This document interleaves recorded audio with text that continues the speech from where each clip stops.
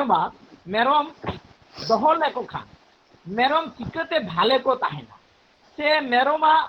नाना रकम जहाँ डाक्टर माझखाने गंके तकिन किन लेलेआ जे दहो लेखान मेरमा हड़मो ताहेलेन खान आबो जेमन मानमी जीवन रे रोग आजार ताहेना तेमन गे जीव जियाली को हो रोग आजार मेनाआ रोग आजार हो उनको ताहेन तकवा ओना रोग आजार बाबद गे चिकाते रोग आजार रे दहो काते तालाते मेरम भाले बन दहो दाड़े को ओना बाबद बे नितो बन आजमा ओना निये गालोच लगी लिंग नेहराय कना डॉक्टर रवि किस्कू जहां दो नवा हरिण डाटा फार्म नदिया नवा फार्म रे सरकारी कर्मचारी हिसाब से बहाल मेना किना और नुकिन दो मिद सेनते दो जीव जियर रेन चेलकाते रुआ हसू रान मुर्गन एम कते बेद गनोआ नुकिन चिकित्सा अधिकारिक कना किन हो आदो नुकिन गमके टेन खन के बन आजमा डाक्टर गमके मा आदो अबिन मेनबिन मेरम को चित चित रुआ और मेरम चेलकाते भागे दो होय रुआ खन ओना अबिना मोचा खन मिद बार कथा नोडे सेलेद आकान नुकु मानवा को आजमा जोहार गे गमके अड़ी नापाय अबना नुआ भेसा रना जहाँ प्रोग्राम डाहार इदी काते जायहोक अड़ी खूब मौज गे हुयुक कना पुलु रगी ले लगे तेहें जहाँ को सेलेद मेना कोआ जे जहाँ आजमिया को से जहाँ को नेल आबोरिन बया मिसी को जतम घटन के पहटा खुना लासार हेत जोहार ताहेन तबे भागी मांग जहाँ हसदा गमके तकिन किन आलोचना का अड़ी नापाय मेरम इदी काते विभिन्न मैनेजमेंट को ओना को चेलकार बन जत्न बन दहो कोआ गलमाराव का किन अड़ी दामानम कथा किन ले का तो उनकिन दो गोड़ा धारी किन हेज लेन ताहेन माने गोड़ा बनाव गोड़ा चेलका भाबते बन तैयारा बांग बन तैयारा जतमा को ले का एबार गोड़ा रे को बुसगोआ आली दो बुसग खन गले एहब बुसगा असुविधा हो जेहेतु आकिन गोड़ा रे किन मुचल लेआ आलिन धरो गोड़ा रे मेरम मेना को तालिया एबार गोड़ा रे मेरम को ताहेन लेनखान बुसग कोआ को एबार ना बुसग परे खन के चेल असुविधा हो कना आलिन ओडा हा बै बै तलिन लेलिन चेष्टा तो कथा तो कना रोग आजार मान मिटन जीव जियली आबो लेका गे उनिया हो बहो मु जांगा ती जांगा लाज लिवर किडनी झतवा गे ताहेन तया कथा लेकाते झतो रेनांग गे रोग मेना का जेहु रोग दो आयमा गोटांगे तो आलिन दो आतु दिसम रे जहां नितो आतु दिसम रे जहां मेरम को दहो का को ताबोना उनकुआ माने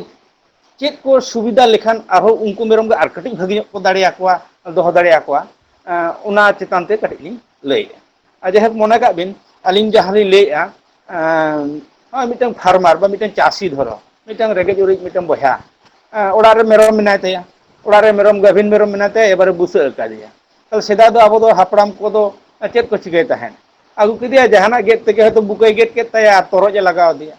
बांग से नोंका सिस्टम को ताहेलेना आदो नितो दो नवा नवा सिस्टम नवा साइंटिफिक मिटन ओये उडुक आकना जे मिटन एंटीसेप्टिक मलम हो मेना आयोडीन हो मेना एबार माना तो चलका है तो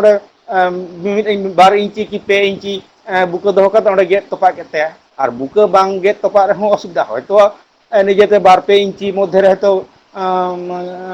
गेट एना निजे निजे तेगे बा छाड़ा एबार बुका फेट खन छाड़ा लेखान जहाँ होगा ओडे तिजुया ओडे के तिजु लेखान गेन मस्त मारांग फुलोआ हैं फुलो काते ओडे खन इनफेक्शन तैयारोआ उना रोग आजार गोटा शरीर सेन बोलोना ओते ओनाते नेता दोबन चेक बन चिकिया नेतार दो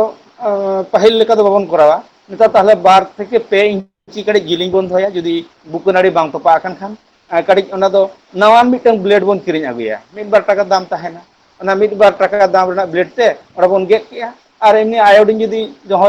जहां रिन आड़ी गान मेरम मेना कोआ ताहले उनी मिटन आयोडीन हपन हपन सीसी हयतो 30 ml रेना गाने आगु कदा एबार ओना बुके जखने गेट किया ओडे आदो ओना कड़ी के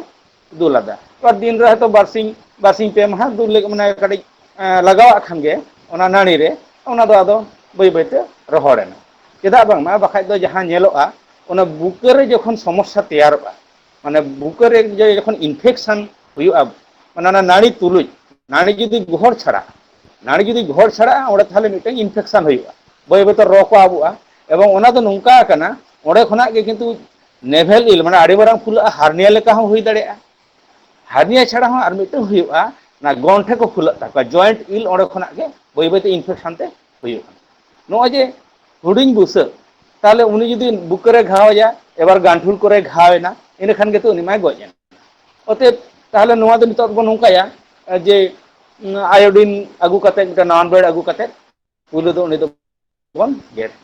এরপর চেক কো বন নেল কা তোয়া গে কো পায়খানায়া এবার নোয়া তোয়া গে পায়খানা চেদা কো পায়খানায়া নোয়া কুকুলি রেনাং কথা কানা পায়খানা কো এই কারণতে ধরো মিটটা মেরম বুসে সে বারিয়া মেরম বুসে মিটটা এঙ্গারে মেনা কিনা হয়তো এঙ্গা তো ঢের ঢেরে তোয়ায় অনা ঢের ঢেরে তোয়া লেখান চেদ উনকি সারা দিন কি কিন মময়া কিন অনে যে সারা দিন মম তুলি উনকিনা মিটটা বদ হজম হুয়ুᱜᱼᱟ অনা বদ হজম লেখান গে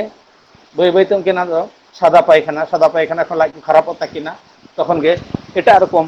পায়খানা কো হুয়ুᱜᱼᱟ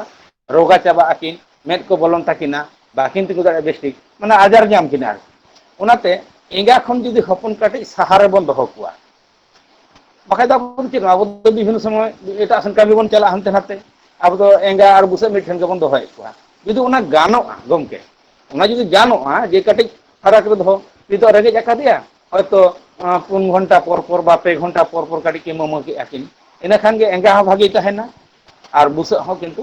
ভাগি গেন তাহেনা তাহলে উনকিনা গ্রোথ হ ভাগি হুয়ুᱜᱼᱟ নোয়া যে জাহাं পাতলা পায়খানা সে ডায়রিয়া নাম কদো নোয়া কো বা হুয়ুᱜᱼᱟ নোয়া তো একবার বুসে খনা এতহব আকা লিং কথা দা এরপর কে বন চিকে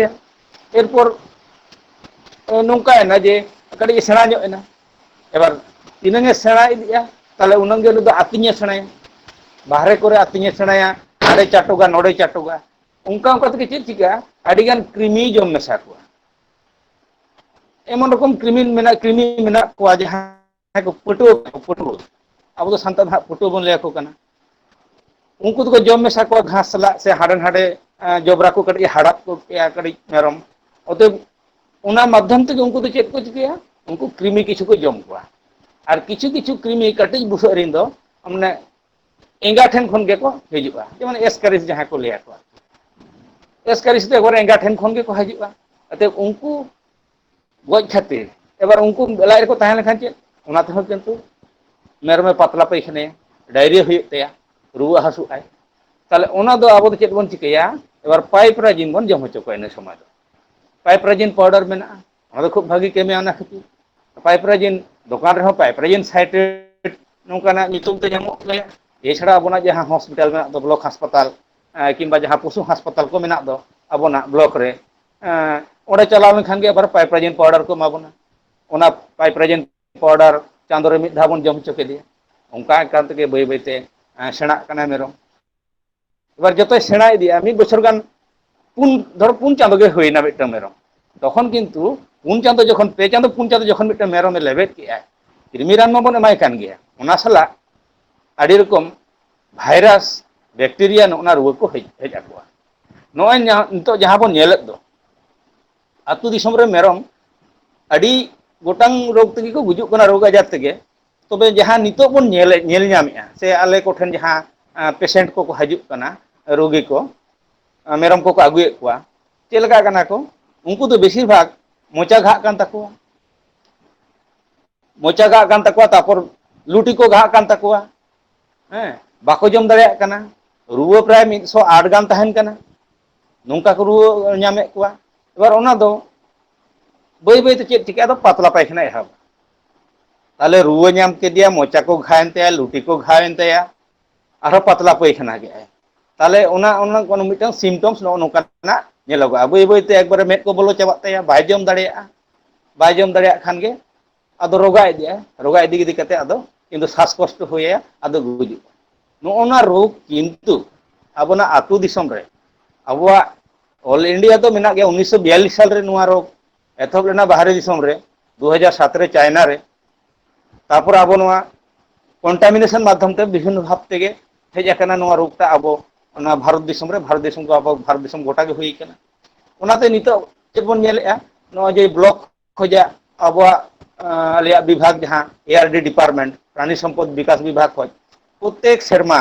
प्राय कोटी कोटी टाका रेना जहां पीपीआर वैक्सीन किंतु एम हुई कना ओना आजार हुई कना पीपीआर वैक्सीन मी रकम भाइरस खातिर गे पीपीआर भाइरस नोआ खातिर गे किंतु नोआ रोगटा दो हुई कना এবার নোয়া রোগ যাতে আলো হুয়ুগ মা তাহলে আবো চেক বন চিকায়া তাহলে আবো অবশ্যই ভ্যাকসিন লাগাও আবনা ভ্যাকসিন এম তেগে হুয়ুগ তাবনা নোয়া ভ্যাকসিন দো আবো যাহাই সুস্থ মেরম उनको मोटामुटी पे चांदो पर एम दरकार पे चांदो परे बुसा पे चांदो बयस हुई कान ताई खान गे उनी दो नुआ वैक्सीन एम हुयुगा एबार नुआ वैक्सीन तो किन्तु किरिंग ते एबार बां ᱧᱟᱢᱚᱜᱚᱜᱼᱟ नुआ मिटन जाला मेनाक ताबोना ताहले आबो झोतो गे बीएलडीओ हुयु बा डाक्तार बाबू हुयु बा प्राणी बंधु ठेन जहां वैक्सीन नेतार को एमा को काना जैसे प्राणी सेवी नुकु को वैक्सीन को एमा को कान दो नुकु सला जोगाजोग बन दोहया समय मतो ओना वैक्सीन बन एमा ओना वैक्सीन तो मिद धाव एम लेखान मोटामुटी बछर आर मिद धाव एम लेखा के नुआ रोग दो बांग हुया एछाड़ा जुदी खूब गे माने रुआ कान गया ताहले किछु एंटीबायोटिक ट्रीटमेंट लगा नुआ दो सुर रेन जहां डाक्टर बाबू को मेना को उनको सला बोन कड़ी बोन गोंके कडी लिंक केचेट बिना हां लेबिन नोआ चेत रोग बिन nyutum min lekia noa ale ठीक aling ma bang ling je dare नुआ रोग तो हुई कना पीपीआर पेस्टिडिस रुमिनेंस पीपीआर रोग हुई रोग ना nyutum पीपीआर पीपीआर एबार एबार नुआ रोग रेना वैक्सीन दो हां बांग ᱧᱟᱢᱚᱜᱼᱟ দোকান করে दो ना दो एकाल गे एकबारे हॉस्पिटल सला जोगाजोग हुई ताबोना ना दो बाहरे रे दुकान को किरिंग ते बांग ᱧᱟᱢᱚᱜᱼᱟ नुआ हुईना मी रकम रोग आरो मेना ओना जांगा को घाआ मोचा को घाआ ओना दो कना एफएमडी रोग को लेआ अवश्य नुकु मेरम को आदो खूब बेसी दो दो बांग हुई कना एनते रहो माने किछुटा नुकु हुई को कान गया हाड़े हाड़े नेलगो कना आरकी नुआ को जो भाइरास भाइरास ना रुआ आर मिटन कथा लिंग ले लगे गमके नुआ पीपीआर रोग हुयेन आर नुआ एफएमडी रोग हुयेन आर जहाना के भाइरास रोग हुयेन एक बारे कोरोना भाइरास लिखा एक बारे ने सेपारेट दो को हुयुआ आबोरिन जीव जियली को या मिटन गोट रे जुदी 10 टी गान को तहेना ताले अकोय नुआ रोग ᱧᱟᱢ कादिया उनी दो एक बारे सेपारेट याबन संगे संगे एक बार उनी दो झतो जमा नुआ आलादा झतो के किंतु आलादा तहनते चिदा बांगमा मिटन मेरम जुदी नुआ रोग ᱧᱟᱢ कादिया आर उनी मेरम जुदी मिटन गोट रे तहेनाय जे आरो 20 22 टी मेरम साला तहेना ताहले नोंका हुयुआ जे उनिया जमा साला उनिया साहेद साला से उनी उकारे हाड़ाबाय ओना भागी मेरम हाड़ाब के उनी उकारे दाए न्यू के ओडे भागी मेरम को न्यू के तार माने ओना रोग दो आदो गोटा मेरम गे होया कुआ इना खान गे जहां चासीरिन से चासी बोहारिन आबोरिन मेरम मेना को तया आर उनकान मेरम जुदी मिटन गान तहेन ताई खान दो ताहले खान दो पूरा एक बार जागे को ताहेना झतो को उजड़ उतरबा तार माने नोआ बिन ले होचोय को जे नोआ रोग तो छुआची रोग एक बारे छुआची रोग एक बार अबिन कोरोना लका के बिन मने का माने ओना दो मने का बिन मेरम कोरोना कना उनको दो एक बार सेपरेट सेपरेट के दोहो तेगे हुयुआ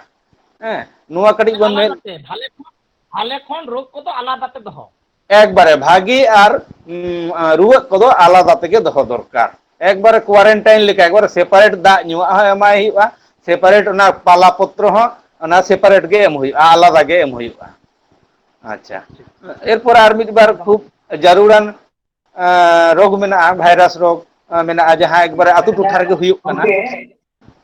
अच्छा गमके ले हां लेबिन ताले आपने कथा मतो जदी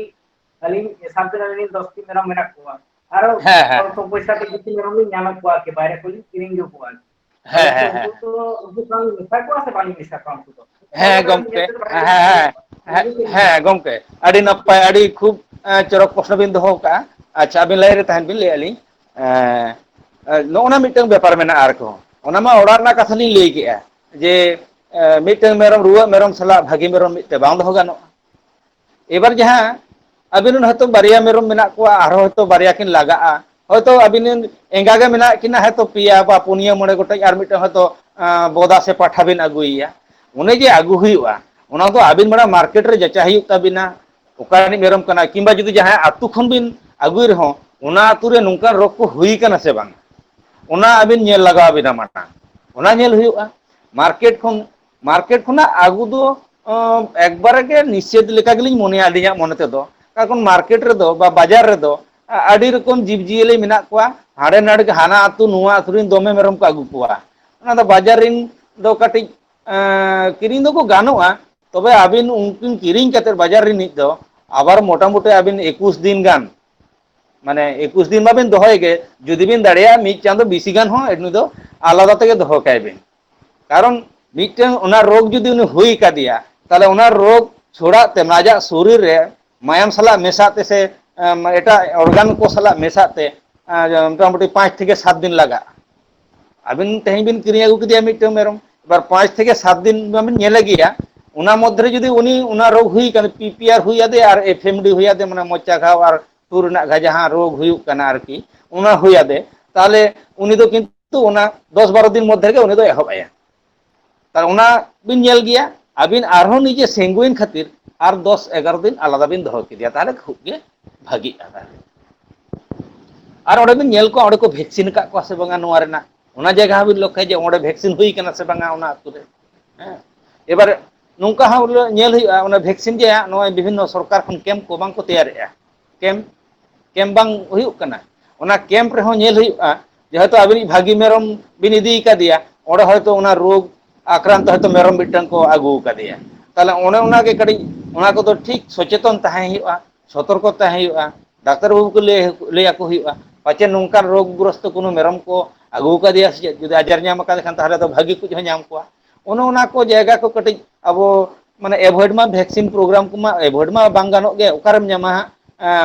वैक्सीन दो बांग बोन नाम दाड़े काना दुकान रे ओंडे मा चलाव तेगे हुयुआ अतएव नोआ को कटिज सतर्क डाक्टर बाबू सला जोगाजोग दो हुयुआ नुको भाबते ओना दोबन लाहा इदिया बोन आरकी एरपर जहां ले ताहे माने एफएमडी रुआ जहां नाम को फुट एंड माउथ डिजीज जहां को ले मोचा रे घा आको आबार जांगा रे को घा आको स्टीफेन बाबू स्लाइड कटिज बिन उदुगा जहां अलिंग लिंग एम ले ताहे छवि मिटन एफएमडी रेना ओना रुआ ओना ओका लेका को घा आको ओना दो हयतो अतु दिसम रे बोन नेल का और जहां आबुरन बहा को मेना को जहां बांग को नेल का ताहले ओना को कटिज को नेल न्यामा जुदी गानो के खान भागी जे वेदा हो खराब गया जाय हो नोआ हो उनका गे नोआ जे मोचा और जांगा रेना जहां को घा आको फुट एंड माउथ डिजीज नोआ दो को लिया रोग एफएमडी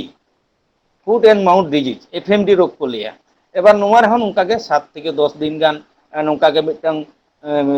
भाइरास हेज लेखान उनी तो ओडे बासाय बांधावा शरीर रे ओडे बासाते उनी आबार वंश विस्ताराय तबे ना तो मिटन आर सैन्य दले बिसी कोते आजार रिन गैंगे बिसी कोतेया तबे तो एटाकिया आर हड़ अपने माने मेरम एटाकिया से डांगरी एटाकिया नोंका बेपार ओते पूरी जखन हिजु आय बासाय तैयाराय ओना खना उनी एटाक तो हयतो 7-10 दिन लगावया ओना को कटिज बोन नेला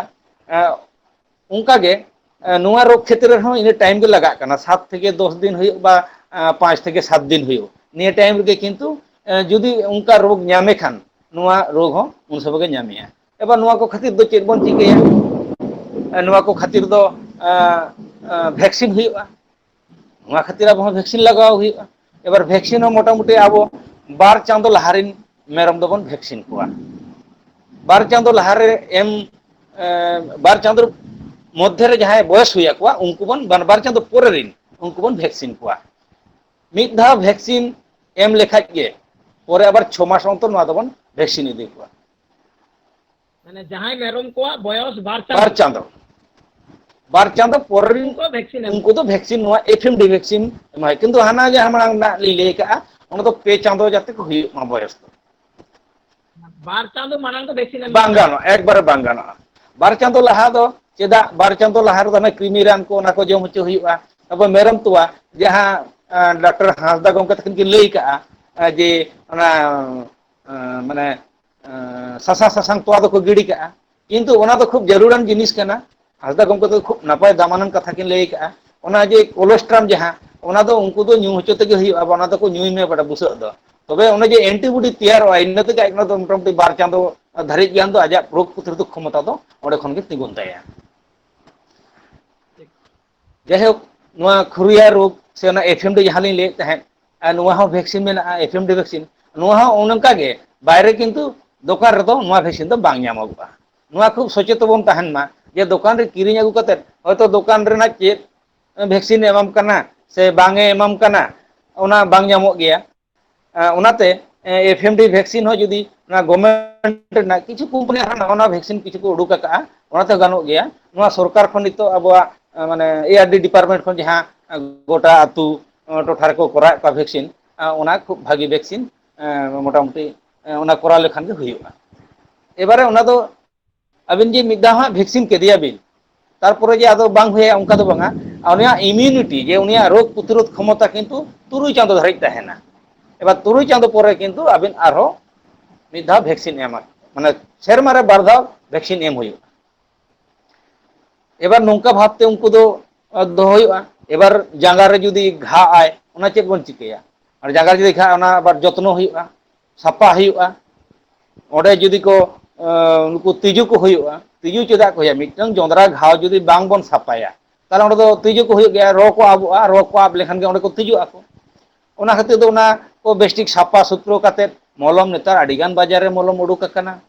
जेमन हिमाक्स मलम हुई कना चारमिल हुई कना आरो अडी रकम स्प्रे हो उडुक अकना टॉपिक्योर स्प्रे उडिगान रान उडुक अकना ओना को घाव रे बन एमा आर मिटन एंटीबायोटिक एम लेखान भागी जाते ओना तुलुते ओना घाव तुलुते जाते आरो सेकेंड कोनो आरो आलादा रोग आलो जामेमा ओनाते मोटामुटी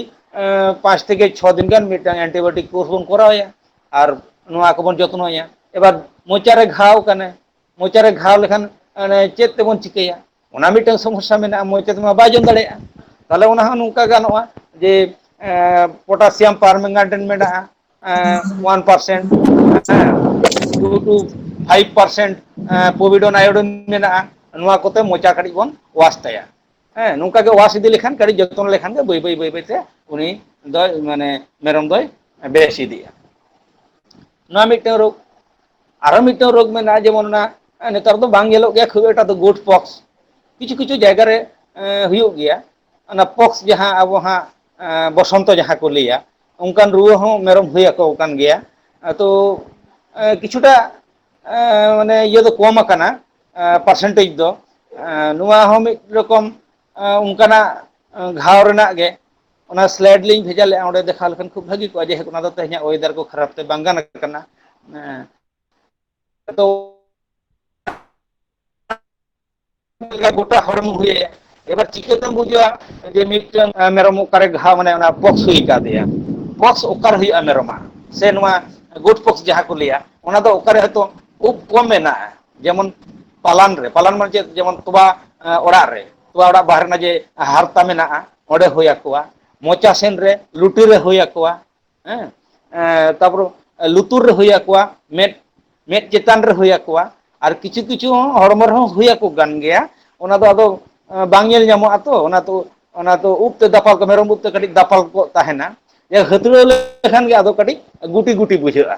कड़ी गुटी गुटी बुझाआ नुआ मिटन रोग मेना गोट पॉक्स नुआ रेना हो वैक्सीन मेना एबार जहाय मेरम हुई का दिया ताले आबो मानमी क्षेत्र चेलका पॉक्स हुई लेखान चेलका मिटन आलादा बन ताहेना आलादा रे को दोहो बोना से ओडे ताहे सेपारेशन माने आलादा भाबते ताहे हुयुआ उनका गे नुकु मेरम हो जदि जहाया मिटन हुई कान खान उनी हो सेपारेट गे दोहो हुयुआ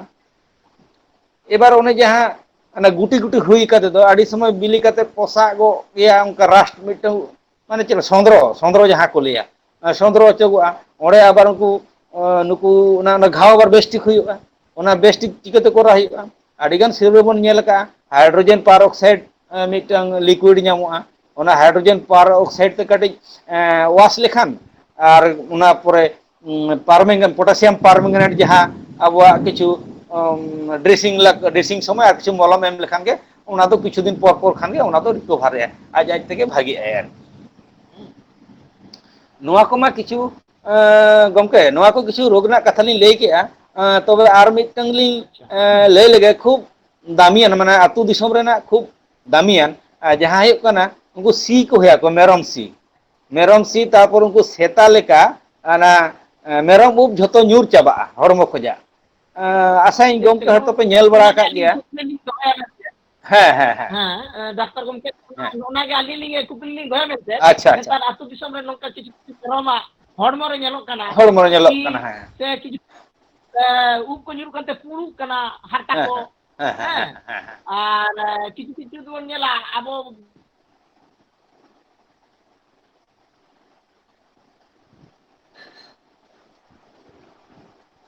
हेलो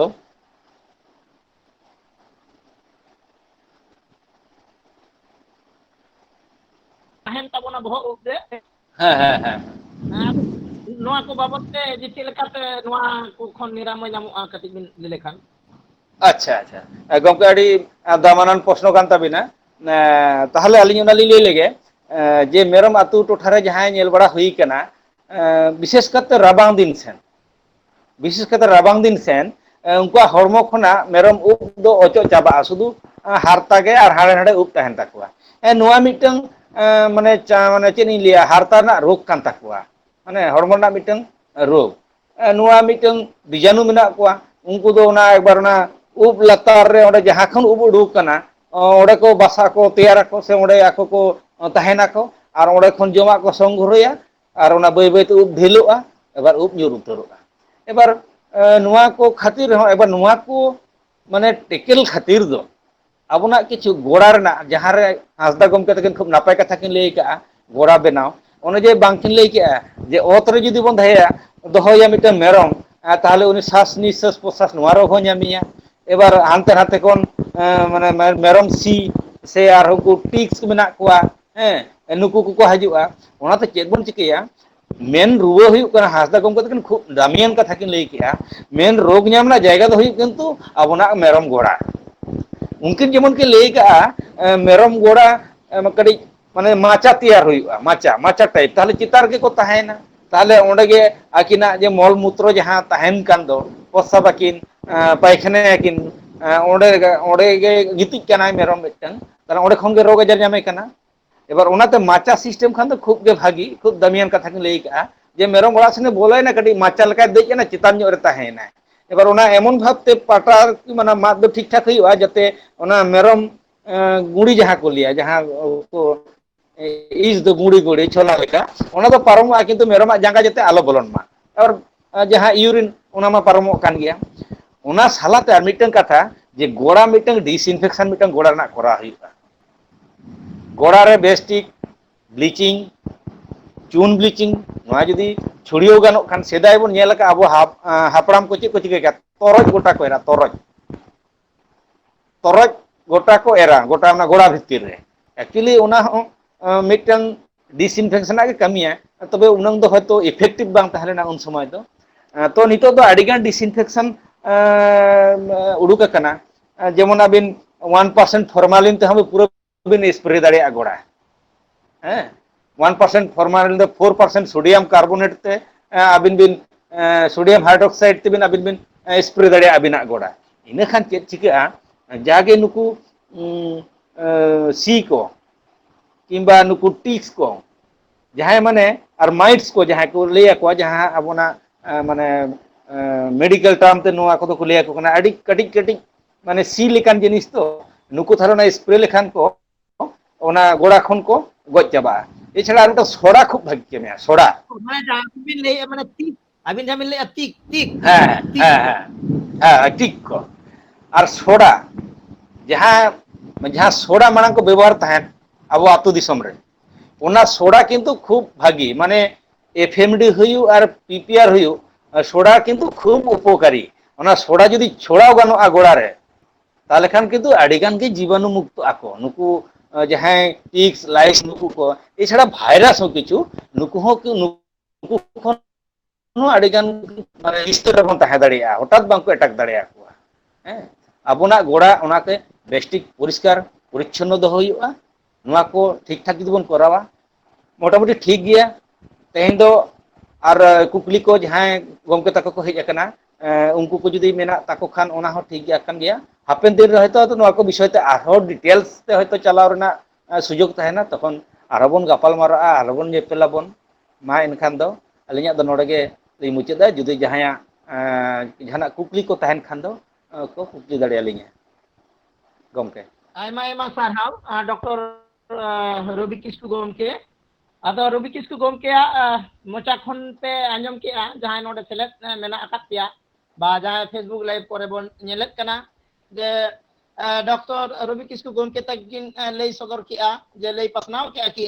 अब आतु दिसुम रे मेरम दो लेखान जहां एटकेटोड़े तलाते जहां रोग आजार नाम कोआ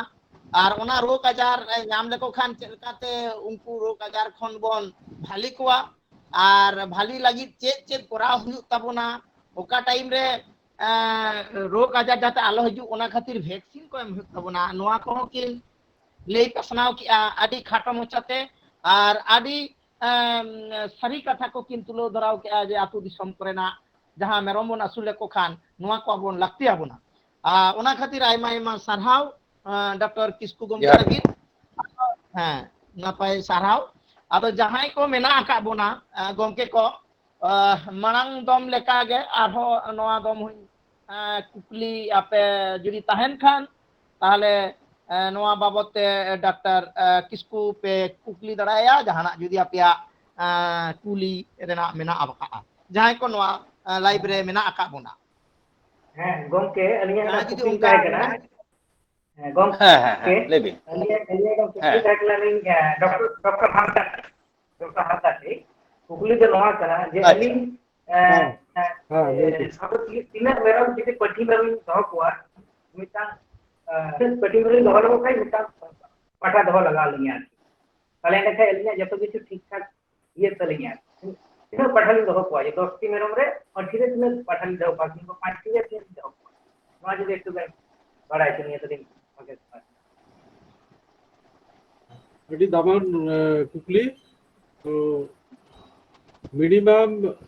20টি পাঠা যদি 20টি পাঠি মেরম বন দহ কোয়া তো 20টি পাঠি মেরম পিছি মেট্রিন কাতে পাঠা অবশ্যই জারুরা বারগেল ᱟᱫᱚ পাঠি ᱜᱚᱢᱠᱮ ᱟᱹᱞᱤᱧ ᱡᱩᱫᱤ ᱚᱱᱟ কিছু মেট্রিন কাতে পাঠা ᱦᱮᱸ ᱟᱹᱞᱤᱧ ᱡᱩᱫᱤ ᱜᱚᱢᱠᱮ ᱚᱱᱮ 12 ᱯᱟᱴᱷᱤ ᱵᱟᱝ ᱠᱟᱛᱮ ᱡᱩᱫᱤ ᱟᱹᱞᱤᱧ 1 ᱯᱟᱴᱷᱤ ᱞᱤᱧ ᱫᱚᱦᱚ ᱠᱚᱣᱟ ᱛᱟᱦᱚᱞᱮ ᱫᱚ ᱛᱤᱱᱟᱹᱜ ᱢᱟᱱᱮ ᱩᱱᱤ ᱢᱤᱫᱴᱟᱝ ᱯᱟᱴᱷᱟ ᱜᱮ ᱞᱟᱜᱟᱜᱼᱟᱭ হ্যাঁ হ্যাঁ হ্যাঁ পাঠা দো নিতোᱜ ᱟᱪᱪᱷᱟ ᱡᱟᱦᱟᱸ ᱟᱵᱚ ᱟᱛᱳ ᱢᱟᱱᱰᱤ ᱚᱲᱟᱜ ᱨᱮᱱᱟᱜ ᱡᱟᱦᱟᱸ চিত্র বন ᱧᱟᱢᱮᱫᱟ হ্যালো তো ᱦᱮᱸ ᱟᱸᱡᱚᱢᱚᱜ ᱠᱟᱱᱟ পাঠা ᱫᱚ ᱚᱠᱚᱭ ᱦᱚᱸ ᱵᱟᱠᱚ ᱫᱚᱦᱚ ᱞᱟᱹᱜᱤᱫᱚᱜᱼᱟ ᱡᱚᱛᱚ ᱜᱮ ᱢᱮᱨᱚᱢ ᱵᱚᱱ ᱟᱹᱥᱩᱞ ᱠᱚᱣᱟ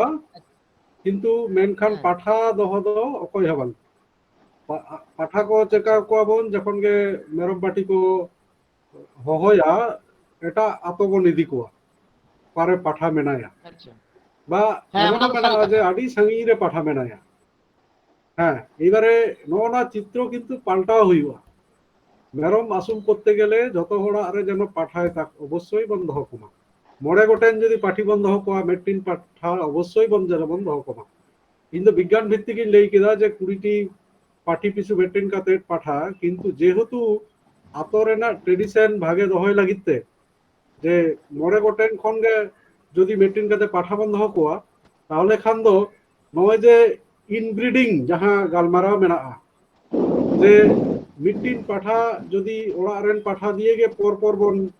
ধরো যাহাই হপনেরা উনি হপন আবার লাহাতেরি পাঠা কে বন নেলা চইয়া তাহলে খান দো উনকু মেরম দো নিরোগ দো হপন দো বাকো হইবা আডি তাড়াতাড়ি রোগ নাম কোয়া ওনাতে মিট বার বছর পরে পরে গে পাঠা দো পাল্টাও কো লাগা পাঠা আচ্ছা আচ্ছা পাল্টাও বা গোড়া নোনা কিন জিনিস কে মেরম না মারাং চাবি কাটে মিট্টিন মেরম যে পাঠা যেন দীর্ঘদিন ওড়াগ রে আলোয় তাহেন না মিটবার বছর পার পর পাঠা দবন পাল্টাও কমা বাংখান দো উনিরেন মেরম হপন আবার যদি হানি যাহাই পাঠা দিয়ে গে হপন কানায় উনি ঠেন গেবন উদুগিয়া তাহলে খান দো কিন্তু নিরোগ হপন নাম খুব মুশকিল সে ওই বিভিন্ন ধরনের যাহা রোগ আজার হিজুক কানা আডি তাড়াতাড়ি এফেক্টিয়া সে নামেয়া ᱟᱹᱰᱤ ᱟᱭᱢᱟ ᱥᱟᱨᱦᱟᱣ ᱰᱚᱠᱴᱚᱨ ᱨᱚᱵᱤᱱᱫᱨᱚᱱᱟᱛᱷ ᱦᱟᱸᱥᱫᱟ ᱜᱚᱢᱠᱮ ᱟᱥᱚᱜ ᱠᱟᱹᱱᱟᱹᱧ ᱡᱟᱦᱟᱸᱭ ᱜᱚᱢᱠᱮ ᱠᱤᱱ ᱠᱩᱠᱞᱤ ᱠᱤᱱ ᱫᱚᱦᱚ ᱞᱮᱫᱼᱟ ᱠᱤᱱ ᱵᱩᱡᱷᱟᱹᱣ ᱠᱟᱜᱼᱟ ᱟᱨ ᱱᱚᱝᱠᱟ ᱡᱟᱦᱟᱸᱭ ᱠᱚ ᱢᱮᱱᱟᱜ ᱟᱠᱟᱫ ᱵᱚᱱᱟ ᱡᱩᱫᱤ ᱡᱟᱦᱟᱱᱟᱜ ᱠᱩᱠᱞᱤ ᱛᱟᱦᱮᱱ ᱛᱟᱵᱚᱱᱟ ᱛᱟᱦᱚᱞᱮ ᱱᱩᱠᱤᱱ ᱰᱟᱠᱛᱟᱨ ᱵᱟᱹᱵᱩ ᱴᱷᱮᱱ ᱯᱮ ᱫᱚᱦᱚ ᱫᱟᱲᱮᱭᱟᱜᱼᱟ ᱢᱮᱱᱟᱜ ᱠᱤᱱᱟ ᱟᱯᱮᱭᱟᱜ ᱠᱩᱞᱤ ᱛᱮᱞᱟ ᱨᱩᱣᱟᱹᱲ ᱮᱢ ᱞᱟᱹᱜᱤᱫ ᱡᱟᱦᱟᱸᱭ ᱡᱩᱫᱤ ᱢᱮᱱᱟᱜ ᱟᱠᱟᱫ ᱵᱚᱱᱟ ᱱᱚᱣᱟ ᱞᱟᱭᱤᱵ ᱨᱮ ᱛᱟᱦᱚᱞᱮ ᱠᱩᱠᱞᱤ ᱵᱚᱱ ᱫᱚᱦᱚ ᱫᱟᱲᱮᱭᱟᱜᱼᱟ ᱡᱟᱦᱟᱸᱭ ᱠᱚ ᱞᱟᱭᱤᱵ ᱨᱮ ᱢᱮᱱᱟᱜ ᱟᱠᱟᱫ ᱵᱚᱱᱟ ᱡᱟᱦᱟᱸᱭ ᱡᱩᱫᱤ ᱠᱩᱠᱞᱤ ᱵᱚᱱ ᱫᱚᱦᱚᱭᱮᱫ ᱠᱷᱟᱱ ᱟᱨ ᱢᱤᱫᱴᱟᱝ ᱠᱩᱠᱞᱤ ᱛᱟᱦᱮᱸ ᱠᱟᱱ ᱛᱟᱹᱞᱤᱧᱟ ᱰᱚᱠᱴᱚᱨ ᱠᱤᱥᱠᱩ ᱜᱚᱢᱠᱮ ᱴᱷᱮᱡ ᱡᱮ ᱱᱚᱜᱼᱚᱭ ᱡᱮ ᱟᱵᱮᱱ ᱦᱮᱸ ᱵᱷᱮᱠᱥᱤᱱ ᱞᱟᱹᱭ ᱨᱮᱱᱟᱜ ᱠᱟᱛᱷᱟ ᱵᱮᱱ ᱞᱟᱹᱭ ᱠᱮᱫᱟ ᱦᱮᱸ ᱱᱚᱣᱟ ᱵᱷᱮᱠᱥᱤᱱ ᱫᱚ ᱠᱤ ᱟᱞᱮ ᱡᱩᱫᱤ ᱟᱛᱳ ᱨᱮᱠᱚ ᱠᱚᱨᱟᱣ ᱟᱞᱮ ᱛᱟᱦᱚᱞᱮ ᱠᱷᱟᱱ ᱫᱚ ᱵᱤᱱᱟᱹ ᱯᱚᱭᱥᱟ ᱛᱮ ᱦᱩᱭᱩᱜᱼᱟ ᱥᱮ ᱚᱱᱟ ᱫᱚ ᱯᱚᱭᱥᱟ ᱞᱟᱜᱟᱜᱼᱟ ᱟᱵᱤᱱᱟᱜ ᱯᱨᱚᱥᱱᱚ ᱵᱟᱝᱞᱤᱧ ᱵᱩᱡᱷᱟᱹᱣ ᱞᱮᱜᱼᱟ, ᱵᱮᱥ ᱴᱷᱤᱠ ᱞᱟᱹᱭ ᱵᱤᱱ। ᱦᱮᱸ ᱞᱟᱹᱭ ᱫᱟᱞᱤᱧ ᱡᱩᱫᱤ ᱵᱷᱮᱠᱥᱤन ᱡᱟᱦᱟᱸ ᱵᱤᱱ ᱞᱟᱹᱭ ᱫᱟ ᱠᱤ ᱦᱮᱸ ᱮᱥᱯᱤᱯᱤআᱨ ᱵᱷᱮᱠᱥᱤन ᱦᱮᱸ ᱥᱮ ᱪᱮᱫ ᱵᱤᱱ ᱞᱟᱹᱭ ᱠᱮᱫᱟ ᱢᱤᱫᱴᱟᱝ ᱱᱚᱣᱟ ᱠᱚ ᱞᱟᱹᱭ ᱠᱤ ᱟᱹᱞᱤᱧ ᱡᱚᱛᱚ ᱠᱷᱚᱱ ᱴᱟᱠᱟ ᱞᱟᱜᱟᱣ ᱞᱤᱧᱟ ᱵᱷᱮᱠᱥᱤᱱ ᱠᱚᱨᱟᱣ ᱦᱚᱪᱚ ᱞᱟᱹᱜᱤᱫ? ᱟᱪᱪᱷᱟ ᱟᱪᱪᱷᱟ ᱟᱪᱪᱷᱟ, ᱮᱠᱪᱩᱭᱮᱞᱤ ᱡᱟᱦᱟᱸ ᱵᱷᱮᱠᱥᱤᱱ ᱟᱵᱚ ARD ᱰᱤᱯᱟᱨᱴᱢᱮন্ᱴ ᱠᱷᱚᱱ ᱡᱟᱦᱟᱸ ᱠᱚᱨᱟᱣ ᱦᱩᱭᱩᱜ ᱠᱟᱱᱟ ᱟᱨᱠᱤ, ᱚᱱᱟ ᱵᱤᱵᱷᱤᱱᱱᱚ ᱟᱛᱳ ᱨᱮ ᱥᱤᱵᱤᱨ ᱠᱟᱛᱮ, ᱢᱟᱱᱮ ᱵᱷᱮᱠᱥᱤᱱᱮᱥᱚᱱ বা স্বাস্থ্য শিবির যাহা ᱠᱚ ᱦᱩᱭᱩᱜ ᱠᱟᱱᱟ, ᱚᱸᱰᱮ ᱫᱚ কোনো ᱯᱚᱭᱥᱟ ᱜᱮ ᱵᱟᱝ ᱞᱟᱜᱟᱜᱼᱟ। ᱟᱪᱪᱷᱟ ᱚᱸᱰᱮ ᱫᱚ কোনো ᱯᱚᱭᱥᱟ ᱵᱟᱝ ᱞᱟᱜᱟᱜᱼᱟ ᱱᱚᱣᱟ ᱠᱷᱟᱹᱛᱤᱨ ᱫᱚ, ᱥᱩᱫᱷᱩ ᱟᱹᱵᱤᱱᱤᱡ ᱡᱩᱫᱤ ᱟᱡᱟᱨ ᱡᱩᱫᱤ ᱧᱟᱢ ᱟᱠᱟᱫᱮ ᱠᱷᱟᱱ ᱫᱚ ᱩᱱᱤᱜᱮ ᱡᱩᱫᱤ ᱦᱚᱥᱯᱤᱴᱟᱞ ᱵᱤᱱ ᱤᱫᱤᱭᱟ, ᱚᱸᱰᱮ ᱜᱮ ᱚᱱᱟ ᱡᱟᱥᱴ ᱨᱮᱡᱤᱥᱴᱨᱮᱥᱚᱱ ᱯᱷᱤ ᱵᱤᱵᱷᱤᱱᱱᱚ ᱢᱮᱨᱚᱢ ᱠᱷᱮᱛᱨᱮ ᱫᱚ 8 টাকা, ᱰᱟᱝᱨᱤ ᱠᱷᱮᱛᱨᱮ ᱫᱚ 9 টাকা ᱱᱚᱝᱠᱟ ᱢᱤᱫᱴᱟᱝ ᱨᱮᱴ ᱢᱮᱱᱟᱜ ᱟᱠᱟᱜᱼᱟ। ᱚᱱᱟ ᱠᱤᱱᱛᱩ ᱵᱷᱮᱠᱥᱤᱱ ᱠᱷᱟᱹᱛᱤᱨ ᱫᱚ কোনো ᱯᱚᱭᱥᱟ ᱜᱮ ᱵᱟᱝ ᱞᱟᱜᱟᱜᱼᱟ, ᱚᱱᱟ ᱫᱚ ᱟᱪᱪᱷᱟ ᱯᱷᱨᱤ ᱚᱯᱷ ᱠᱚᱥᱴ। ᱟᱹᱰᱤ ᱥᱟᱨᱦᱟᱣ ᱜᱮ ᱵᱚᱭᱦᱟ ᱢᱮᱱᱟᱜ ᱟᱠᱟᱫ ᱵᱚᱱᱟ। ᱦᱮᱞᱳ ᱦᱮᱸ ᱦᱮᱞᱳ, ᱦᱮᱸ ᱞᱟᱹᱭ ᱵᱤᱱ, ᱦᱮᱸ ᱦᱮᱞᱳ, ᱦᱮᱸ ᱦᱮᱞᱳ, ᱦᱮᱸ ᱟᱸᱡᱚᱢᱚᱜ ᱠᱟᱱ ᱜᱮᱭᱟ ᱜᱚᱝᱠᱮ। ᱦᱮᱸ ᱟᱸᱡᱚᱢᱚᱜ ᱠᱟᱱᱟ, ᱟᱸᱡᱚᱢᱚᱜ ᱠᱟᱱᱟ। ᱦᱮᱸ ᱡᱚᱦᱟᱨ ᱜᱮ ᱡᱚᱦᱟᱨ ᱜᱮ। ᱡᱚᱦᱟᱨ ᱡᱚᱦᱟᱨ ᱡᱚᱦᱟᱨ। ᱦᱮᱸ ᱟᱹᱞᱤᱧ ᱫᱚ ᱱᱚᱣᱟ ᱩᱛᱛᱚᱨ ᱫᱤᱱᱟᱡᱽᱯᱩᱨ ᱠᱷᱚᱡ ᱤᱴᱟᱦᱟᱨ ᱵᱞᱚᱠ ᱠᱷᱚᱡ ᱞᱤᱧ ᱢᱮᱱᱫᱟ। ᱟᱪᱪᱷᱟ, ᱟᱹᱰᱤ ᱥᱟᱨᱦᱟᱣ ᱟᱹᱵᱤᱱ ᱟᱪᱪᱷᱟ ᱟᱞᱮ ᱵᱷᱮᱱᱥᱟ ᱦᱮᱸ ᱯᱟᱦᱴᱟ ᱠᱷᱚᱱ ᱟᱭᱢᱟ ᱥᱟᱨᱦᱟᱣ। ᱦᱮᱸ ᱟᱹᱞᱤᱧᱟᱜ ᱠᱩᱠᱞᱤ ᱫᱚ ᱱᱚᱝᱠᱟ, ᱡᱮᱞᱮᱠᱟ ᱟᱵᱚ ᱦᱚᱸᱜᱼᱚ ᱱᱚᱝᱠᱟ ᱯᱨᱳᱜᱨᱟᱢ ᱯᱮ ᱫᱚᱦᱚ ᱟᱠᱟᱫ ᱚᱱᱟ ᱵᱟᱵᱚᱫ ᱛᱮ ᱟᱹᱰᱤ ᱥᱟᱨᱦᱟᱣ। ᱛᱚᱵᱮ ᱢᱮᱱᱠᱷᱟᱱ ᱧᱮᱞᱚᱜ ᱠᱟᱱᱟ ᱱᱩᱠᱩ ᱡᱮ ᱡᱤᱵᱽᱼᱡᱤᱭᱟᱹᱞᱤ ᱵᱚᱱ ᱟᱹᱥᱩᱞᱮᱫ ᱠᱚᱜᱮᱭᱟ, ᱦᱮᱸ ᱢᱮᱱᱠᱷᱟᱡ ᱡᱮগুলো ᱵᱷᱮᱠᱥᱤᱱ ᱰᱟᱠᱛᱟᱨ ᱵᱟᱵᱩᱭ ᱢᱮᱱᱫᱟ ᱱᱚᱣᱟ ᱠᱚ দরকার একান্ত, কিন্তু সরকার লেভেল তে যখন চালাও হুয়ুগ কানা নুনকু প্রাণী বন্ধু সে প্রাণী মিত্র কো ñeলᱚᱜ ᱠᱟᱱᱟ ᱱᱩᱱᱠᱩ ᱠᱚᱴᱷᱮᱱ ᱪᱟᱞᱟᱣ ᱠᱟᱛᱮ ᱠᱤᱱᱛᱩ ᱠᱳᱱᱳ ᱵᱷᱮᱠᱥᱤᱱ ᱵᱟᱠᱚ ᱵᱮᱵᱚᱥᱛᱷᱟ ᱫᱟᱲᱮᱭᱟᱜ ᱠᱟᱱᱟ। ᱟᱪᱪᱷᱟ ᱦᱮᱸ ᱟᱪᱪᱷᱟ ᱥᱮ ᱚᱱᱠᱟ ᱱᱤᱛᱚᱜ ᱢᱟ ᱢᱟᱱᱮ ᱯᱚᱧᱪᱟয়েᱛ ᱞᱮᱵᱮᱞ ᱨᱮᱢᱟ ᱢᱟᱱᱮ ᱵᱟᱹᱱᱩᱜ ᱵᱮᱵᱚᱥᱛᱷᱟ ᱢᱟ, ᱡᱮ ᱯᱨᱟণী বিভাগ মা বানুক, পঞ্চায়েত লেভেল ᱠᱷᱚᱡ ᱢᱟ ᱞᱟᱦᱟ ᱩᱴᱷᱟᱹᱣ ᱠᱟᱜᱼᱟ ᱠᱚ। ᱴᱷᱤᱠ ᱥᱮ ᱵᱟᱝ, ᱪᱟᱞᱟᱜ ᱦᱩᱭᱩᱜ ᱠᱟᱱ ᱛᱟᱵᱚᱱᱟ ᱵᱞᱚᱠ, ᱡᱮᱢᱚᱱ ᱟᱞᱮ ᱱᱤᱭᱟᱹ ᱠᱚᱨᱮ ᱠᱷᱚᱡ ᱫᱚ ᱵᱞᱚᱠ ᱟᱹᱰᱤ ᱥᱟᱺᱜᱤᱧ, ᱤᱴᱟᱦᱟᱨ ᱵᱞᱚᱠ ᱯᱟᱲᱟᱜ ᱠᱟᱱᱟ। ᱠᱤᱱᱛᱩ ᱚᱠᱚᱭ ᱠᱚ ᱩᱱᱠᱩ ᱯᱨᱟণী ᱵᱚᱱᱫᱷᱩ ᱥᱮ ᱯᱨᱟণী ᱢᱤᱛᱨᱚ ᱢᱮᱱᱟᱜ ᱠᱚᱣᱟ, ᱡᱮᱢᱚᱱ ᱟᱹᱞᱤᱧ ᱨᱮᱱ ᱜᱮᱰᱮ ᱜᱮ ᱢᱮᱱᱟᱜ ᱠᱚᱣᱟ 1-200, ᱱᱩᱠᱩ ᱡᱮ ᱰᱟᱠ ᱟᱪᱪᱷᱟ ᱯᱞᱮᱜ ᱵᱤᱵᱷᱤᱱᱱᱚ ᱵᱷᱮᱠᱥᱤᱱ ᱵᱮᱯᱟᱨ ᱛᱮ ᱟᱹᱪᱩᱨ ᱛᱷᱟᱠᱟᱣᱱᱟᱞᱤᱧ, ᱢᱟᱱᱮ ᱵᱟᱠᱚ ᱵᱮᱵᱚᱥᱛᱷᱟ ᱫᱟᱲᱮᱭᱟᱜ ᱞᱤᱧᱟ, ᱵᱟᱫᱽᱫᱷᱚ ᱦᱚᱭᱮ ᱚᱱᱟ ᱱᱚᱛᱮ ᱵᱟᱞᱩᱨᱜᱷᱟᱴ ᱥᱮᱫ ᱠᱷᱚᱡ ᱞᱤᱧ ᱟᱹᱜᱩ ᱠᱮᱫᱟ, ᱚᱱᱟ ᱵᱟᱝᱞᱟᱫᱮᱥ ᱠᱷᱚᱡ ᱯᱨᱚᱪᱟᱨᱚᱜ ᱠᱟᱱᱟ ᱥᱮ ᱪᱮᱫ ᱞᱮᱠᱟᱱ ᱵᱷᱮᱠᱥᱤᱱ ᱠᱟᱱᱟ, ᱠᱳᱱᱳ ᱢᱟᱱᱮ ᱞᱮᱵᱮᱞ ᱪᱷᱟᱲᱟ ᱛᱟᱦᱮᱸ ᱠᱟᱱᱟ। এমন ভাবে কো গজ এন তালিᱧᱟ কিছু দিন লাহা, মানে বাধ্য হয়ে ওনা ভ্যাকসিন লাগাও হয়েন তালিᱧᱟ, এবং আচ্ছা ᱟᱹᱰᱤ ᱜᱮ ᱠᱷᱩᱛᱤ ᱦᱩᱭᱮᱱ ᱛᱟᱹᱞᱤᱧᱟ, ᱢᱟᱱᱮ ᱟᱭᱢᱟ ᱰᱷᱮᱨ ᱜᱮᱰᱮ ᱠᱚ ᱜᱚᱡ ᱞᱮᱱᱟ। ᱟᱫᱚ ᱠᱩᱠᱞᱤ ᱫᱚ ᱪᱮᱫ ᱢᱟᱱᱮ ᱛᱟᱵᱤᱱ? ᱟᱪᱪᱷᱟ ᱥᱚᱨᱠᱟর ᱡᱮ ᱱᱚᱣᱟ ᱠᱚ লেভেল ᱠᱷᱚᱡ ᱛᱷᱚᱲᱟ ᱜᱟᱱ ᱤᱭᱟᱹ ᱧᱚᱜ ᱛᱮᱜᱮ ᱢᱟᱱᱮ উদ্যোগ ᱧᱚᱜ ᱜᱮ ᱵᱟᱹᱞᱤᱧ ᱧᱮᱞ ᱫᱟ ᱥᱚᱨᱠᱟর লেভেল ᱠᱷᱚᱡ ᱠᱚ ᱦᱟᱛᱟᱣ ᱫᱟ ᱠᱚ ᱚᱱᱠᱟ ᱥᱴᱮᱯ, ᱪᱟᱞᱟᱣ ᱠᱟᱛᱮ ᱵᱮᱱ ᱢᱮᱛᱟᱣ ᱠᱚᱣᱟ, ᱵᱟᱨ ᱵᱟᱨ ᱪᱟᱞᱟᱜ ᱦᱩᱭᱩᱜ ᱠᱟᱱᱟ, যোগাযোগ ᱦᱩᱭᱩᱜ ᱠᱟᱱᱟ, ᱮᱱᱦᱚᱸ ᱢᱟᱱᱮ ᱵᱟᱠᱚ ᱤᱭᱟᱹᱭᱮᱫᱟ। ᱜᱩᱨᱩᱛᱛᱚ ᱟᱪᱪᱷᱟ, ᱵᱟᱠᱚ ᱠᱷᱩᱵ ᱮᱢᱟᱵᱤᱱ ᱠᱟᱱᱟ। ᱫᱟমিᱭᱟᱱ ᱦᱮᱸ ᱢᱟᱱᱮ ᱠᱷᱩᱵ ᱫᱟমিᱭᱟᱱ ᱠᱟᱛᱷᱟ ᱢᱟᱨᱰᱤ ᱵᱟᱵᱩ ᱛᱟᱹᱠᱤᱱ ᱠᱤᱱ ᱞᱟᱹᱭ ᱠᱟᱜᱼᱟ, ᱵᱩᱡᱽ ᱟᱠᱟᱫ ᱞᱤᱧ ᱟᱵᱤᱱᱟᱜ ᱯᱨᱚᱥᱱᱚ ᱫᱚ। ব্যাপারটা ᱦᱩᱭᱩᱜ ᱠᱟᱱᱟ ᱡᱮ সারা নেতার কিছু কিছু জায়গা রে ভ্যাকসিন ᱫᱚ মানে গোটা গে ভ্যাকসিন ᱫᱚᱠᱚ ᱮᱢᱮᱜᱼᱟ। ᱟᱵᱤᱱ ᱦᱚᱭᱛᱳ ᱚᱸᱰᱮ ᱡᱟᱦᱟᱸᱭ ᱢᱮᱱᱟᱜ ᱠᱚᱣᱟ ᱯᱨᱟণী ᱵᱚᱱᱫᱷᱩ, ᱯᱨᱟণী ᱢᱤᱛᱨᱚ ᱵᱟ ᱯᱨᱟণী ᱥᱮᱵী, ᱱᱤᱥᱪᱚᱭ ᱟᱵᱤᱱ ᱚᱠᱟ ᱯᱚᱧᱪᱟয়েᱛ ᱠᱟᱱᱟ ᱵᱤᱱ?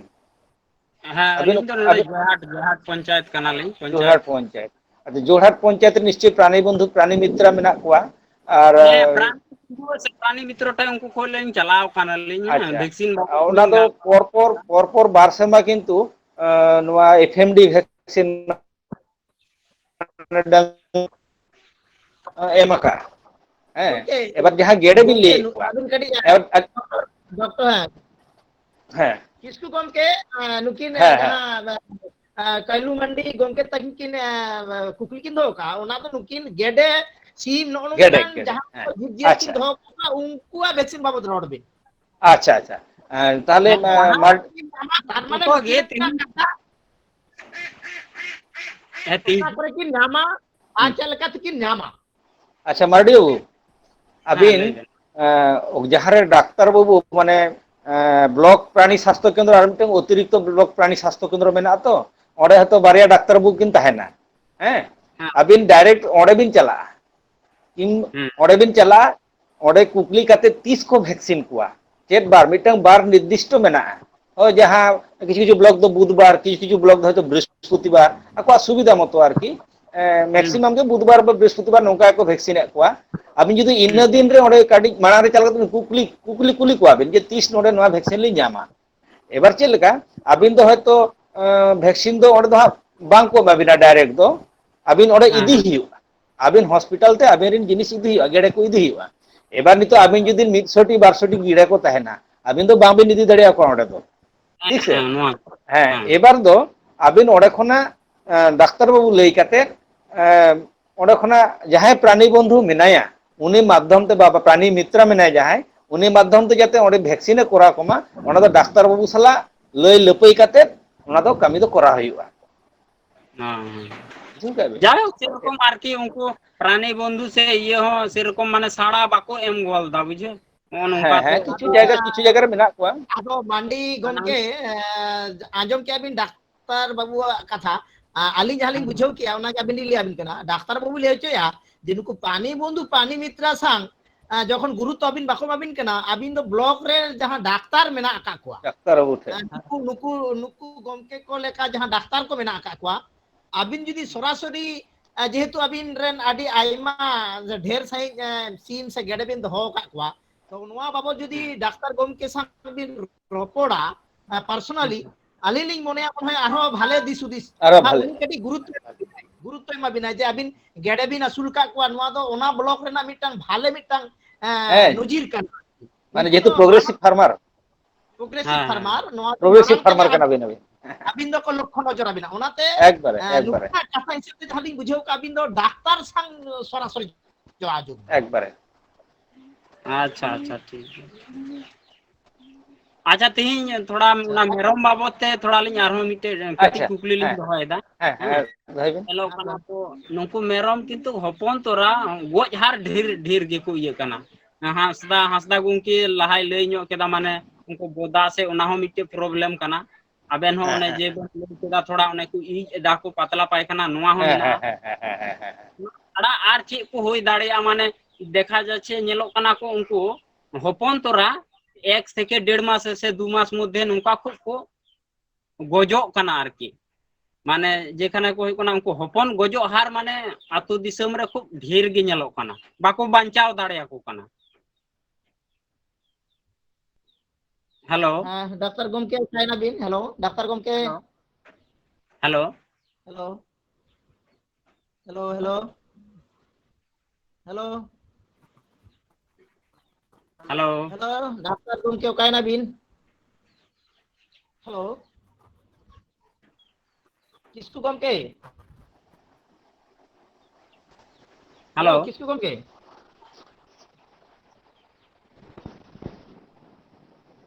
हेलो लाइन कट और लन लेबिन आदो नुकु हपन गजो हार किंतु नोआ करे ढेर गे ñeलok kana आदो नुकु हपन लेकाते मोटामुटी 6 मास মধ্যে से 1 থেকে 6 মাস মধ্যে চে লেকাতে সুস্থ এবং চে কো বেরাম হই দাঁড়িয়া ওনা যদি সলিউশন কাতে থোড়া বেন লই লিখাই আচ্ছা আচ্ছা পয়লো লই লেলে কে তাহে যে না তোয়ানিউ ব্যাপার কোতে পয়লো লেলে তাহে তোয়ানিউ ব্যাপার তে কাটি মানে তোয়ানিউর কাটি মানে ছাড়াও কিন হইবা কাটি সময় মতো আগু কিন হই আবার সময় রে দিকিন হই বাকা সারা দিন তোয়া কিন মুমাইয়া তো তাহলে ডায়রিয়া মিটা ñam হই দাঁড়ায় কিনা তারপর না ক্রিমি রান লই লেই কেদা মিটাং মোটামুটি বারচা ক্রিমি রান হ্যাঁ 3 দিন পর জম চুক হইবা আবিন তো বার চাঁদো পরে ক্রিমি রান মাইবিন বার চাঁদো পরে হ্যাঁ পাইপ্রাজিন এডিপেট পাউডার বা পাইপ্রাজিন সাইট্রেট জাহাগে ñamোa হ্যাঁ ওনা মাইবিন ওনা যেমন 10 গ্রাম হই কানা 45 কেজি ওজন লেখান ওনা পাউডার টা দো এবার ওনা আবিনা তিনাঙ্গে ওজন হইয়া ওনা হিসাবতে ওড় দো উনকা বিন হিসাব কাতে এম হইয়া এছাড়া আর মিটতে হইয়া লাইক খারাপও তাকোয়া ওনা মা মেনা আকান গিয়া মেট রে মিটন সমস্যা হইয়া কো মানে মেট পুড়ুক তাকোয়া ওনা তো ভিটামিন হ্যাঁ ভিটামিন এ ইনজেকশন উনকু কাটি গুসার দো কো লাগা ভিটামিন এ ইনজেকশন ওনা এম হইয়া চেদা বাং মা ভিটামিন এ ইনজেকশন বা এম লেখান আবার মেদ এ কানি আই বুসা মেদ রেনা রোগ ñamiya মেদ দা Zoro Taya vitamin A injection লাগা ওনা সাথে বার চাঁদো পরে পরে তো যখন দানা যদি বিন যাহাই দানা কো এমা কো কানা উনকু দো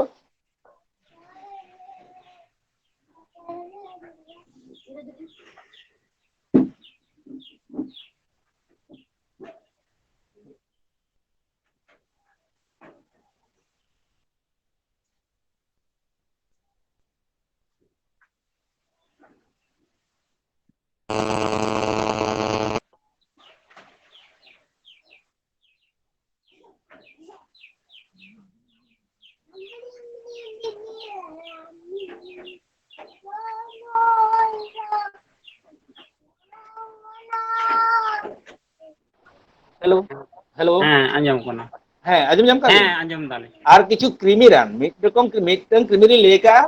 ᱚᱱᱟ ᱦᱩᱭᱩᱜ ᱠᱟᱱᱟ ᱯᱟইᱯᱨᱮᱡᱮᱱ ᱩᱱᱠᱩ ᱠᱟᱹᱴᱤᱡ ᱠᱚ ᱞᱟᱜᱟᱫ एबार जखन को सेना इदिया 4 चांदो 5 चांदो जखन को लेबेदा आडी रकम कृमि मेना कोआ तो लाज रिन कृमि मेना कोआ लिवर रिन कृमि मेना कोआ फुसफुस रिन कृमि मेना कोआ बहुन रकम कृमि मेना कोआ कृमि हजार रकम कृमि ओना दो ᱦᱮᱸ मोटामुटी 6 मास तो आबिन बार धाव गान कृमि जम लगा मोटामुटी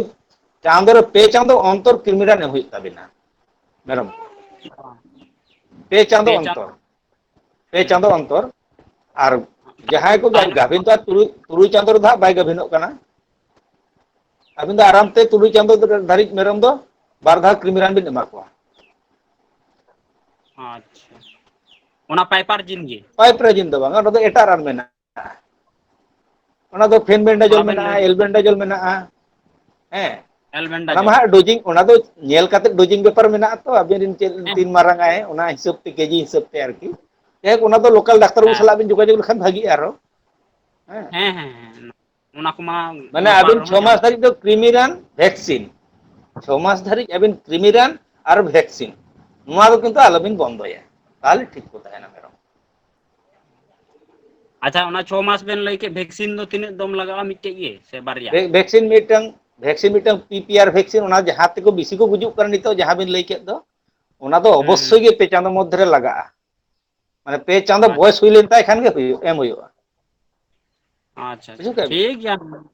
तारपरे आबार 21 दिन परे हाना एफएमडी बिन एमा दिया तारपरे एफएमडी आबार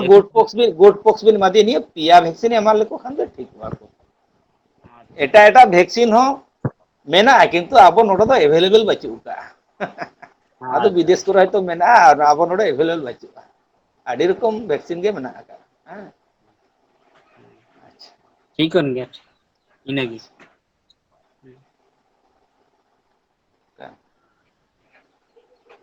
हासदा गम को कायना हाँ ता गंके लाइन माने खूब डिस्टर्ब कायलू मार्डी हाँ गमके अडी दामानान कुकली ओना खातिर साराव नोंका गे आले हाँ प्रति हफ्ता रे अपिन जपड़ा बिन तहना आले विभिन्न टॉपिक्स निये माने विभिन्न जीव जियली निये आलोचना रे हिजुक कना हैं जाते आबो हाँ अतु दिसम रे आपे आपे लेकान जहां जुवन कोड़ा को से आबो नोका सिखनत दिसम रेन जहां आबे मानवा एटा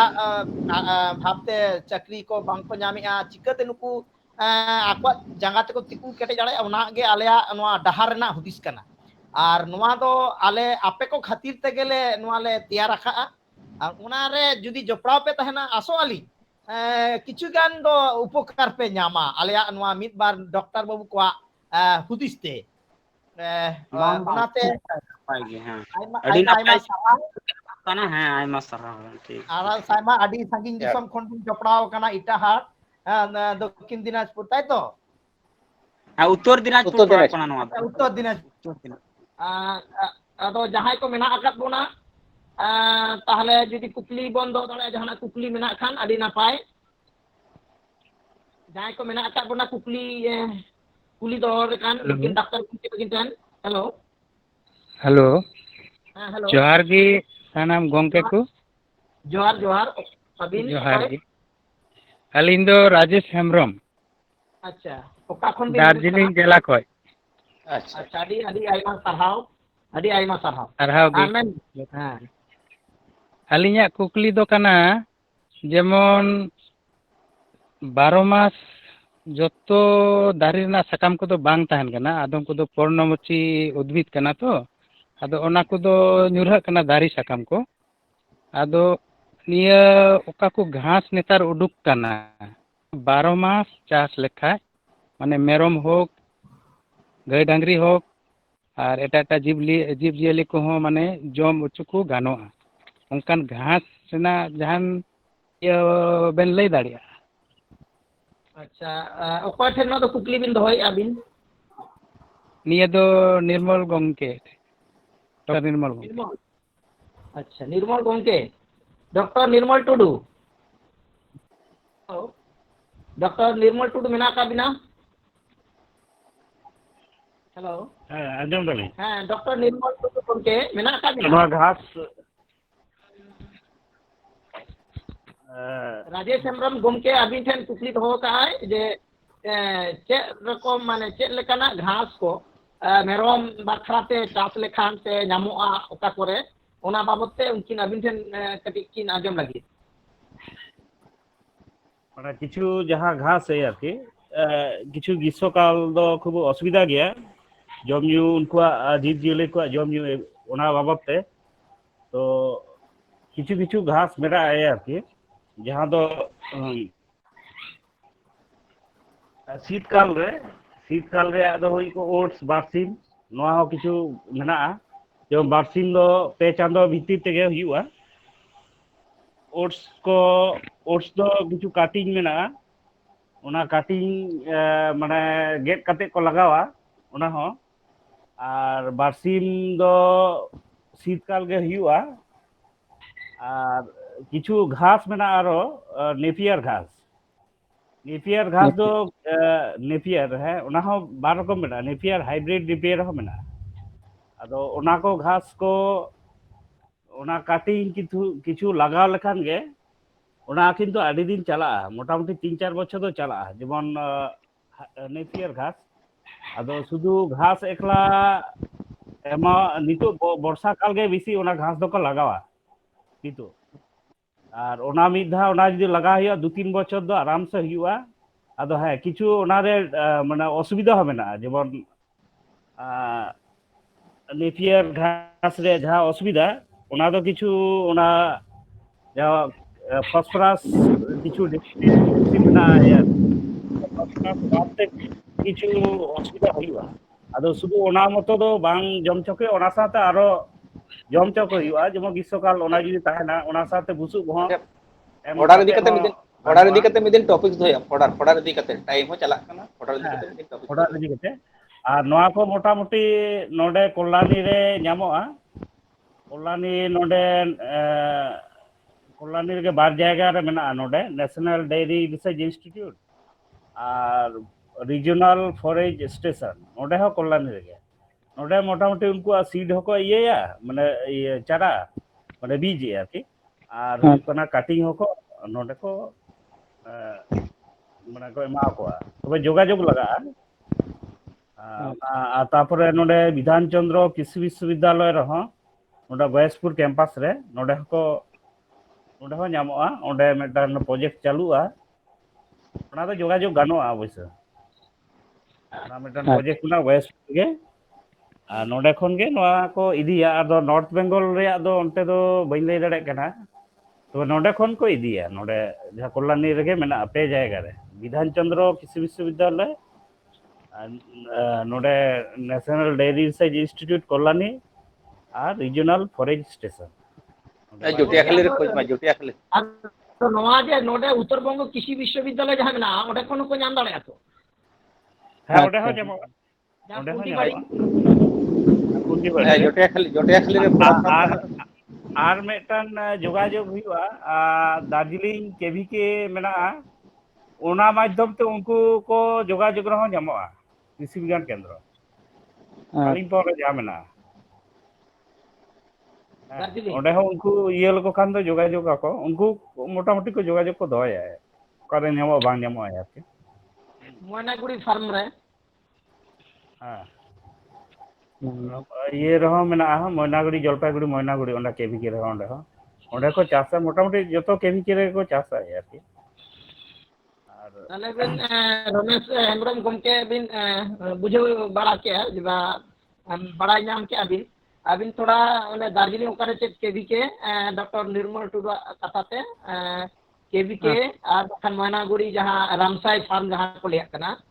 होय नोडे नोआ करे बिन जोगाजोग दाड़ेआ नोआ घास को बेपार ते और वर्तमान दो नितो तो कल्याणी दो अवेलेबल कल्याणी मिटांग जेतु फार्म का नाम मिटांग बड़ो एशिया ना मिटांग बिहार फार्म बन कटा साव जपड़ा मेना कल्याणी शाखा ओंडे तो बिन नाम गया अच्छा आइमा सरहाव डॉक्टर साराव अडी आइमा साराव रमेश हेम्ब्रम गोमके साथे डॉक्टर निर्मल टुडू गोमके और जहां को नुका मेना आकात बोना कुकली तेला एम लगी मेना आकात किना जहां मेना गिना ar jahay ko menak kat peya gomke live re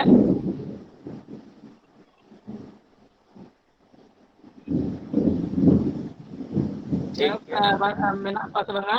ado Pulinda menak sa banga Pulinda mid dhaw gon aguya Pulinda Pulinda phone ari Pulinda अच्छा हेलो अच्छा हाँ पुलिंदा आर मिद धाव आमले नेहराम कना आलिया गलमाराव दो आपातत मुचाद आकाना आदो जहां कुकली को दोहो दाड़ेया मिद बार ओना दो ऑप्शन मेनाआ आदो ओना तला रेगे मुचाद सेन आर मिद दम आमा मोचा खन आर मिदटांग गायना हारी रेना जहां मेजाल से जहां रिस्क ओना थोड़ा आरती आपन अच्छा तो जाहिर सानाम को लगी के मिटे सेरें दा जतो हर लगी अबो मा सानाम के धरती आयो खबर बन जानाम कना विभिन्न जगह रे मेना बना सो क्षेत्र रे अबो लेकाते चेतान से रखा बरिया चेष्टा है तेहेन तो आदि रेस्टोरेंट बुझो दाई कारण ते तेहेन तो माने दा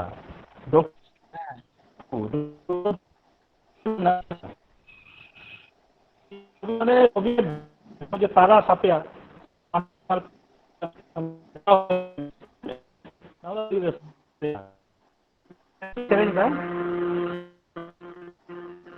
अभी नेट ठीक तबिन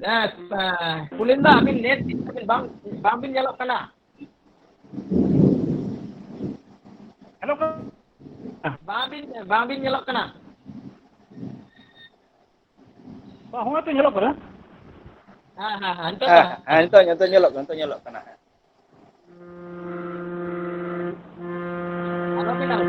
लीली बिटी समतल धरती जनमले भारती दय तार नायो भारती दय तार लीली बिटी समतल धरती जनमले भारती दय तार नायो भारती दय तार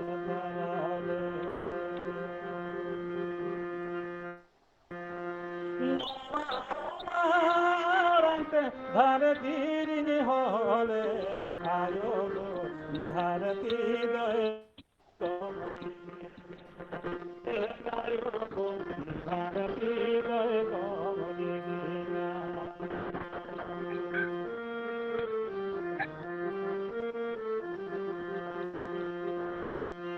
तो वादा है भारती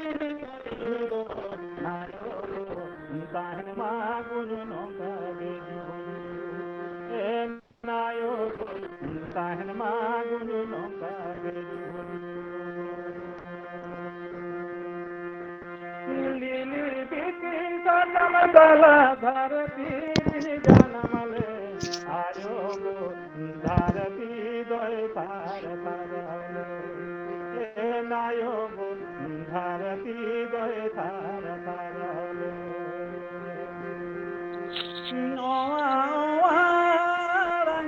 भारती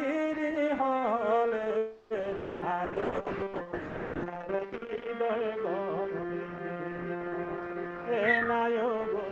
भारती दय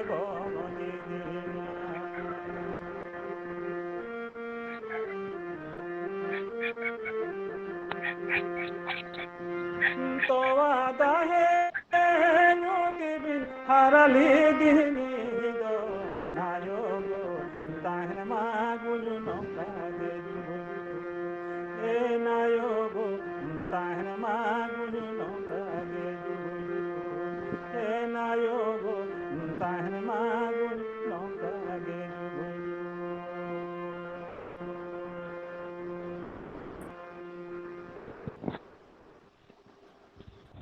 sanam dapat pun tahan mah naga asing doh Aima sarhau Pulinda adi ale talare nungka sahor seter kate ᱟᱞᱮ ᱡᱮ ᱱᱚᱝᱠᱟ ᱢᱟᱱᱮ ᱨᱟᱹᱥᱠᱟᱹᱢ ᱮᱢᱟ ᱞᱮᱭᱟ ᱚᱱᱟ ᱠᱷᱟᱹᱛᱤᱨ ᱟᱹᱰᱤ ᱟᱭᱢᱟ ᱥᱟᱨᱦᱟᱣ ᱟᱨ ᱟᱭᱢᱟ ᱴᱚᱴᱷᱟ ᱠᱷᱚᱱ ᱠᱚ ᱱᱚᱰᱮ ᱠᱚ ᱥᱮᱞᱮᱫ ᱟᱠᱟᱱ ᱫᱟᱨᱡᱤᱞᱤᱝ ᱤᱴᱟᱦᱟᱨ ᱟᱨᱦᱚᱸ ᱡᱚᱞᱯᱟᱭᱜᱩᱲᱤ ᱱᱚᱣᱟ ᱴᱚᱴᱷᱟ ᱠᱷᱚᱱ ᱦᱚᱸᱠᱚ ᱧᱮᱞᱮᱫ ᱢᱮᱭᱟ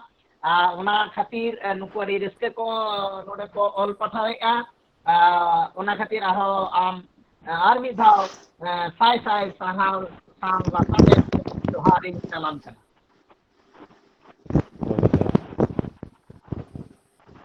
ᱟᱫᱚ ᱜᱚᱢᱠᱮ ᱠᱚ ᱯᱩᱞᱤᱱᱫᱟ ᱠᱟᱛᱷᱟ ᱵᱚᱱ ᱟᱸᱡᱚᱢ ᱠᱮᱜᱼᱟ ᱥᱮᱨᱮᱧ ᱵᱚᱱ ᱟᱸᱡᱚᱢ ᱠᱮᱜᱼᱟ ᱱᱚᱝᱠᱟ ᱜᱮ ᱯᱩᱞᱤᱱᱫᱟ ᱟᱨᱦᱚᱸ ᱮᱴᱟᱜ ᱮᱯᱤᱥᱳᱰ ᱨᱮ ᱵᱚᱱ ᱧᱟᱢᱮ ᱠᱷᱟन ᱵᱚᱱ ᱟᱨᱦᱚᱸ ᱵᱚᱱ ᱦᱚᱦᱚᱣᱟᱭᱟ ᱟᱫᱚ ᱟᱞᱮᱭᱟᱜ ᱛᱮᱦᱮᱧ ᱡᱟᱦᱟᱸ ᱜᱟᱞᱢᱟᱨᱟᱣ ᱟᱠᱷᱲᱟ ᱛᱟᱦᱮᱸ ᱠᱟᱱᱟ ᱚᱱᱟ ᱫᱚ ᱟᱫᱚ